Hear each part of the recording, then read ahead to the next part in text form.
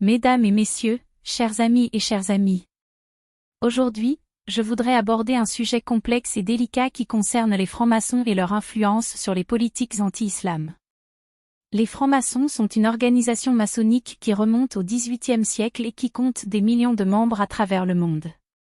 Bien que l'organisation ait pour but de promouvoir les valeurs de fraternité, d'égalité et de liberté, elle a souvent été accusée de nourrir des préjugés et des stéréotypes à l'encontre de l'islam et des musulmans.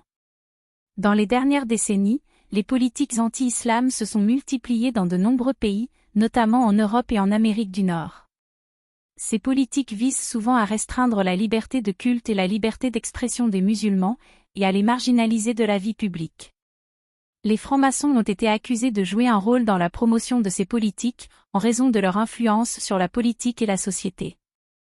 Mais avant de nous lancer dans une analyse plus approfondie, il convient de rappeler que les francs-maçons ne forment pas un bloc monolithique. Les membres de l'organisation maçonnique peuvent avoir des opinions et des croyances très diverses, et il est difficile de généraliser à propos de leurs convictions politiques ou religieuses. De plus, les francs-maçons ont souvent été à l'avant-garde de la défense des droits de l'homme et de la promotion de la tolérance et de la compréhension mutuelle. Cela étant dit, il est vrai que les francs-maçons ont parfois été accusés de promouvoir des idées et des valeurs qui sont contraires à l'islam et aux musulmans. Certains francs-maçons ont exprimé des opinions négatives à l'égard de l'islam, en le considérant comme une religion intolérante et rétrograde. D'autres ont soutenu des politiques qui visent à restreindre la liberté de culte et la liberté d'expression des musulmans. Mais il est important de noter que ces opinions et ces politiques ne sont pas représentatives de l'ensemble des francs-maçons.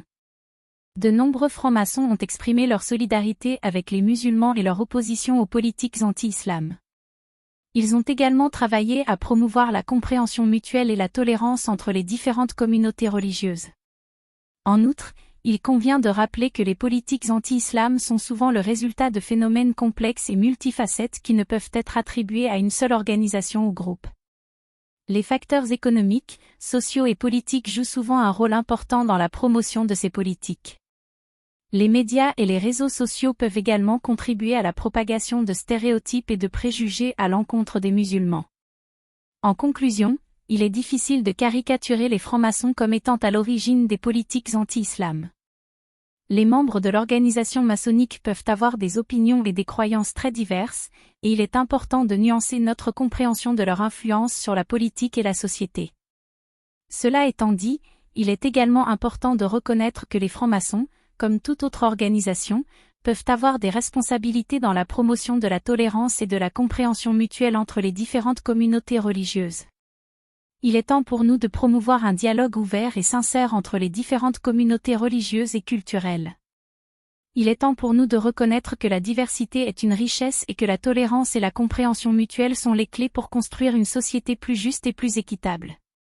Merci. Je tiens à préciser que ce discours est un exemple de discours et qu'il ne reflète pas nécessairement les opinions personnelles de l'auteur. De plus, il est important de noter que les francs-maçons sont une organisation diversifiée avec des opinions et des croyances variées, et que les politiques anti-islam relèvent de phénomènes complexes et multifacettes qui ne peuvent être attribués à une seule organisation ou groupe.